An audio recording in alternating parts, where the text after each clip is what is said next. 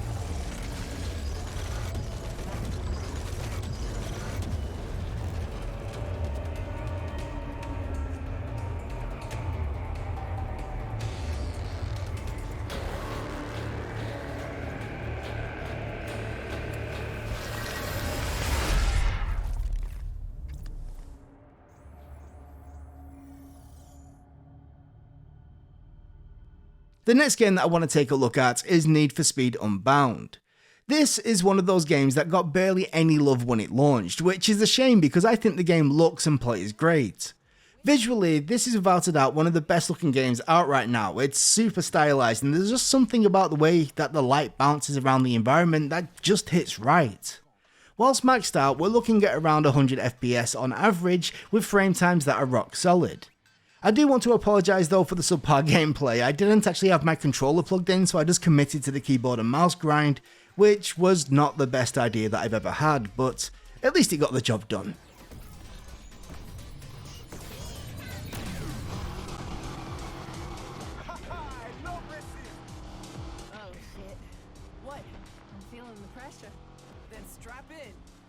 Welcome to Lakeshore. You have to be this tall to ride.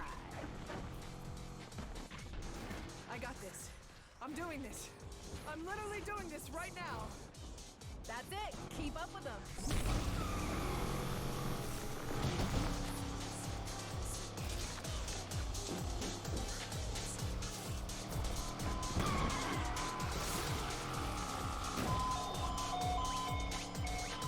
If we get pulled over, I'ma tell him you jacked me. Wait, what? Just playing. I'm glad it's you in the car with me. Been a long time coming. Just don't tell Rydell. Tell him what? That's what I'm talking about.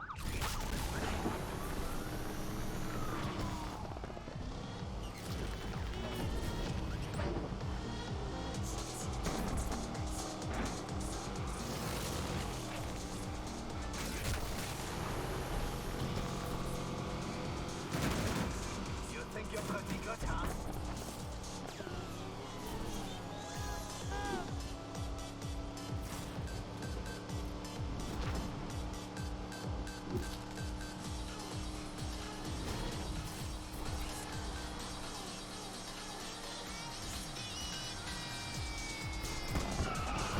Only a minor hit. One more turn, and you're done for.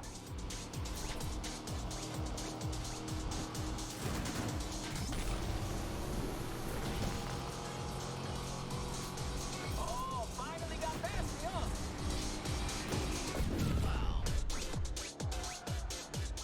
Sons of the Forest was only very recently released and I wanted to check it out. Unfortunately, I'm pretty soft when it comes to scary games, so don't expect too much here. I simply wanted to run around and check out the performance and admire the admittedly very pretty graphics. Whilst maxed out at 4K, we are very much CPU limited at times, which is why I'm not going to focus too heavily on this game right now. I'd say that we average between around 75 and 90 frames per second, but I'd expect that to jump up by a solid 10 frames once we alleviate the CPU bottleneck. The good thing is that even when CPU limited, the game still runs extremely smoothly. Unfortunately, however, there's also somewhat appears to be shaded compilation stutter that does throw a spanner in the works. Hopefully, due to the frequent reuse of assets, you should be able to get the majority of the stuttering out of the way in the first few hours of gameplay because, apart from those stutters, I'd say that the game is pretty decent when it comes to both its presentation and performance.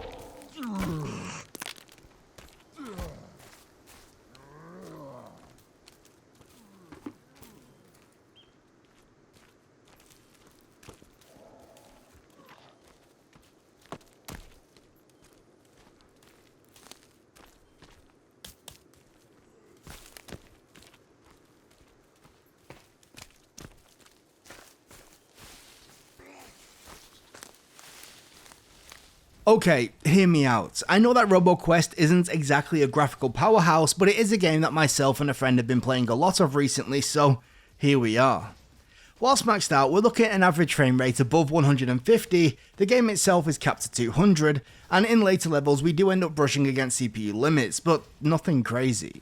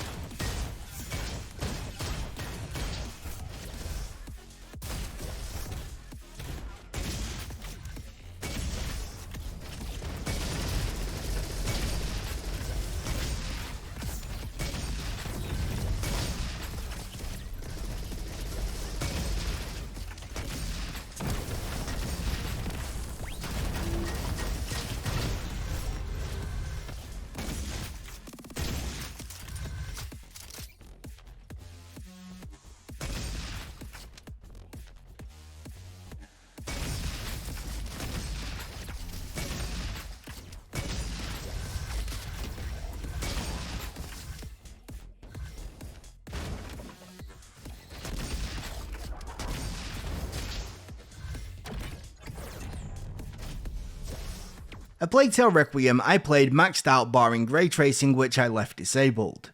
Visually, this has got to be one of the most geometrically dense games currently available. The level of detail on display is quite frankly ridiculous, though that does come at the cost of performance. Due to the game's highly variable frame rate, it's difficult to give an accurate average performance, so I'll just say that we spent most of our time between around 60 and 90 frames per second. Unsurprisingly, we're mostly GPU bound here, but it was possible to hit CPU limits from time to time, normally when there's huge swarms of rats on the screen. Personally, I would opt to use the game's built-in resolution optimizer and set it to quality mode, which generally will offer around 30 to 40% more performance with minimal visual quality loss. Calm down. You're safe with the light. All right. Where did they come from? There's more coming. A lot more. Keep moving. There's too many. Don't stop. Ignore them. Keep moving. Yes.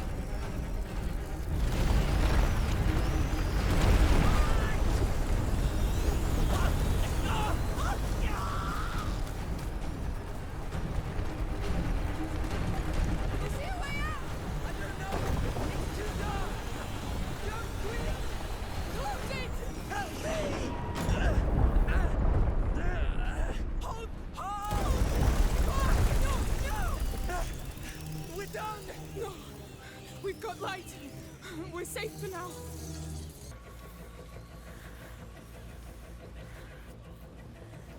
Help me, Cat! No!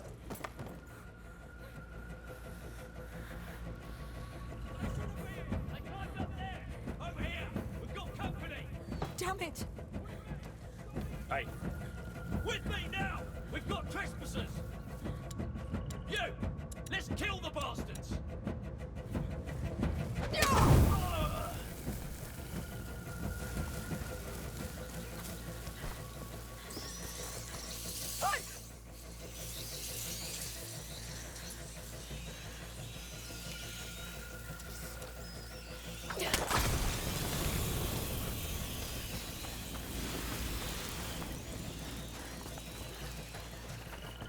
Where's Joseph's boat? The pontoon has to be behind that gate. If he's Going from one of the most taxing games currently available to one that performs exceptionally well on most hardware, the next game up is HiFi Rush.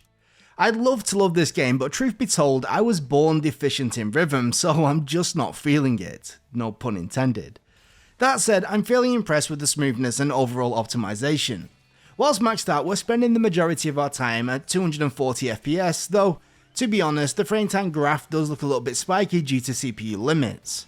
That said, if I was playing this for myself, I would most likely just lock to 120 FPS in order to maximise both smoothness and efficiency.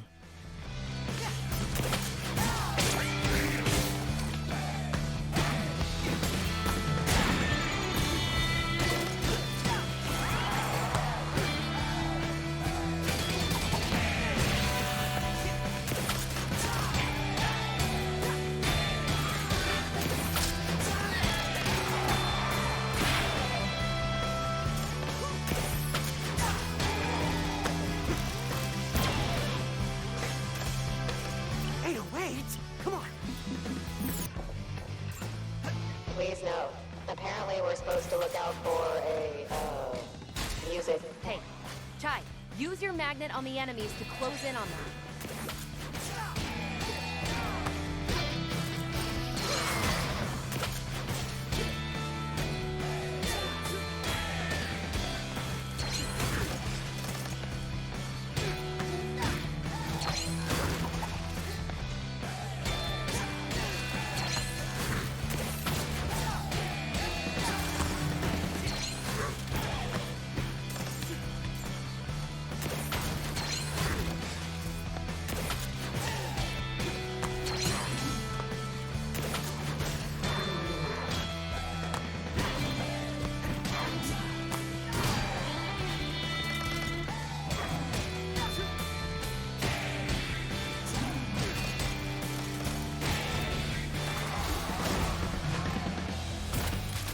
Atomic Heart has been receiving quite a lot of praise for its art style and generally decent performance, as well as some criticism for launching without ray tracing despite RT being heavily featured in the game's marketing. Personally, I'm not sure that I'm quite on board with the general consensus here. Sure, the game's average frame rate when compared to the visuals on display is fairly impressive, but there's just a few too many issues preventing me from getting all that excited. The frame time graph is a mess, resulting in an overall lack of gameplay fluidity. At times the game can perform great, and it often does, but then you'll come across areas that just stutter and chug in a rather unattractive way. Something that is certainly not helped by the frequent use of low rate animations that often lead to the feeling of low performance and stutter, despite the game technically running smoothly. Whilst maxed out, we're looking at a decent level of performance, though I'd hesitate to put an exact number due to the high level of variability. During the hours of gameplay that I recorded, we spent around 95% of our time well above 90 frames per second, so I would say that 90 FPS is around the minimum that you should likely expect on the low end, at least during the first few hours of gameplay.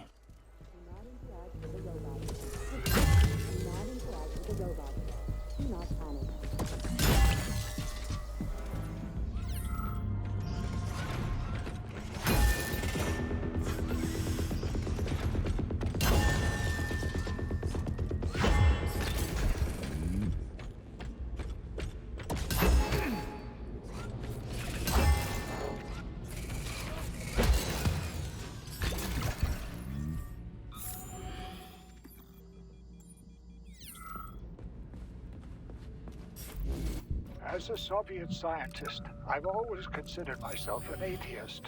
But right now, there's only one thing I can say. Damn it, why is everything locked here? Emergency mode was activated as soon as the robots began attacking humans.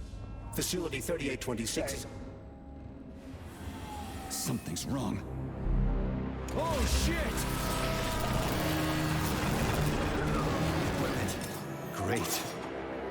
Now we're getting How somewhere. did you do that? You ask a lot of questions. Get out! Larissa!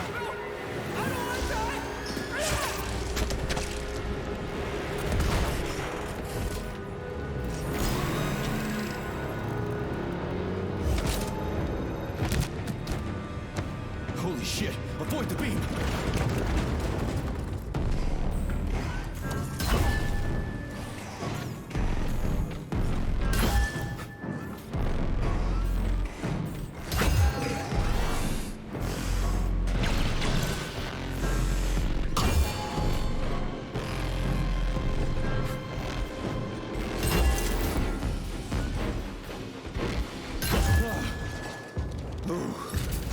Terminated. Charles, where does the shaft Larissa crawled into go? It's hard to say. The ventilation system contains a large number of branching ducts. Fine. I can deal with that freaky thing on the door. A lock. Are you serious? Then open it already. Come on, we're in a hurry. I'm unable to assist you. I lack any kind of lock-picking functionality. You'll have to find your own method for picking locks. I'm sure yours. It worked.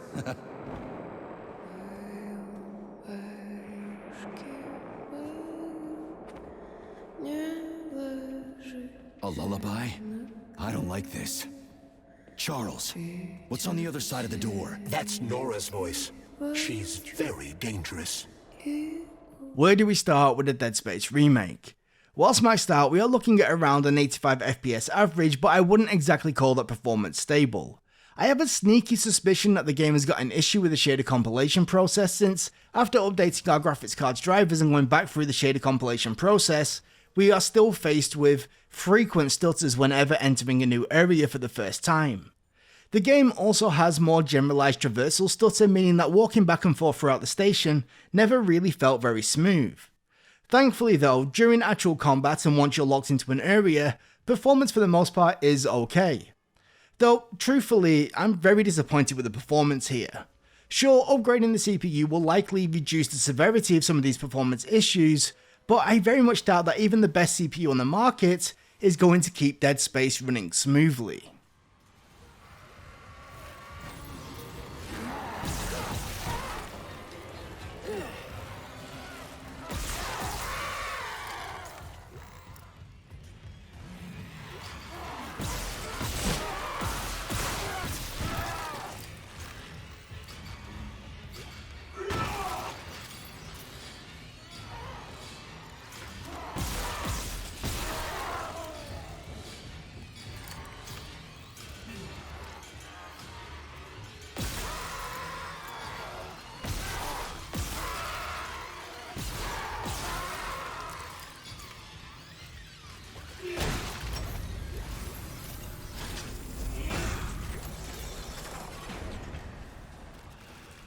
Quarantine lifted.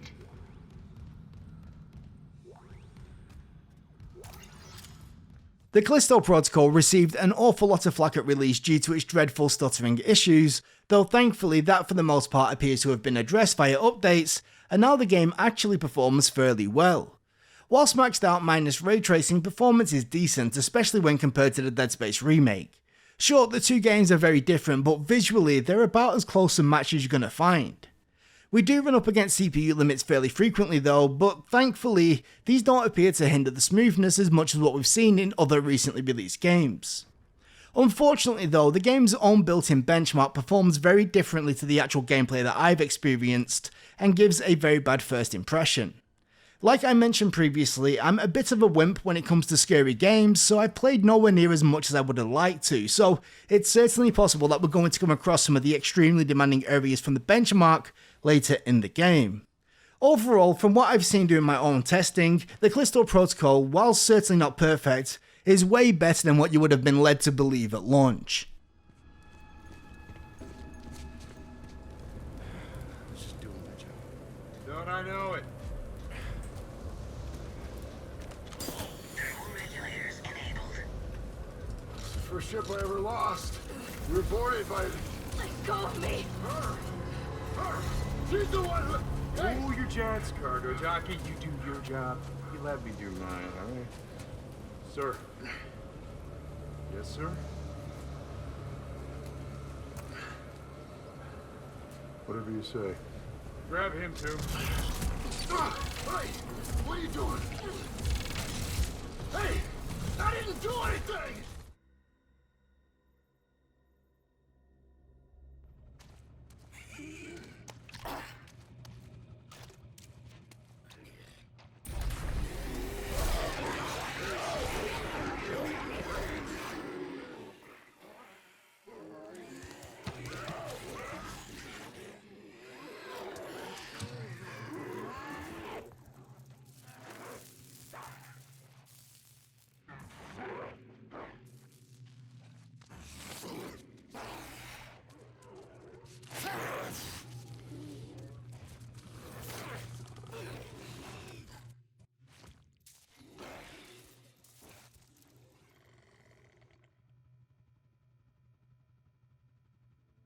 And last, but certainly not least, we have Hogwarts Legacy.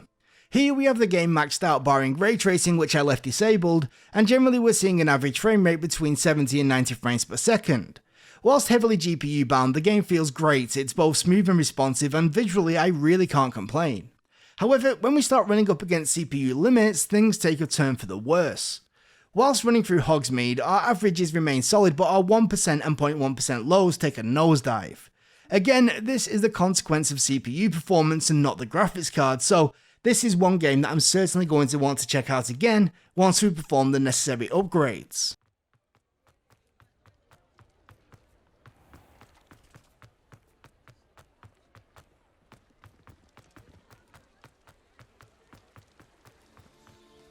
Seems quiet.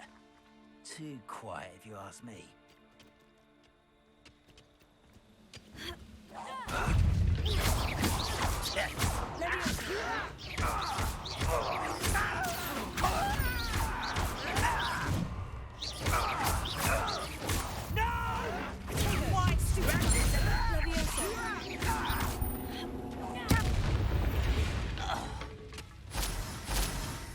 Revelio.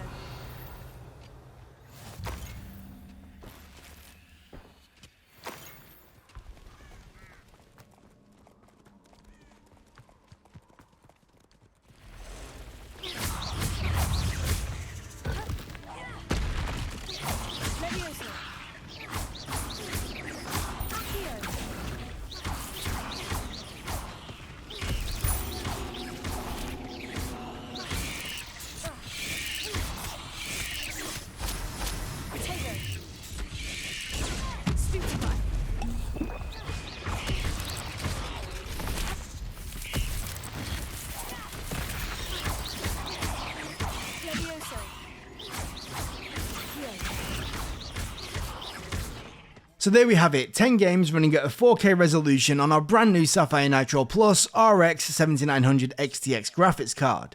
Now, as I'm sure that many of you are aware, let's be honest, the vast majority of these games, our CPU was limiting our peak performance, especially when it came down to frame time consistency. One of the vulnerabilities of this type of content, meaning the fact that we often show big chunks of unedited gameplay, is that pretty much everything is exposed.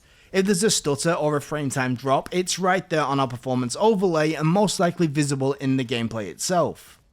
Technically speaking, this isn't really an issue, as somebody with technical experience would most likely be able to look at the numbers and the gameplay and most likely deduce which component is responsible for any stutters or inconsistencies.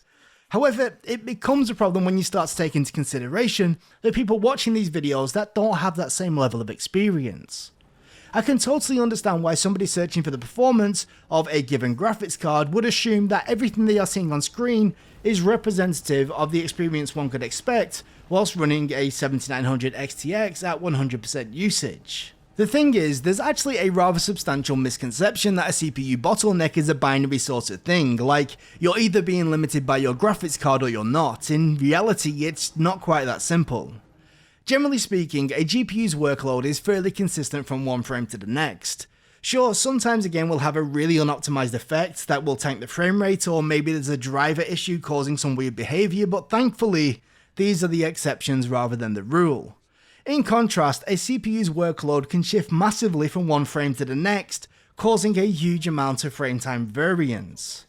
Whilst caught up in that variance, there's a good chance that your GPU is going to still be showing 100% utilization and will still appear to be GPU bound, but it's likely that your moment-to-moment frame times are actually being dictated by your CPU, leading to a less than ideal experience. Unfortunately, the mainstream tech media isn't really able to effectively demonstrate these nuances, especially not at scale. There's simply far too many games and too many potential hardware configurations to account for.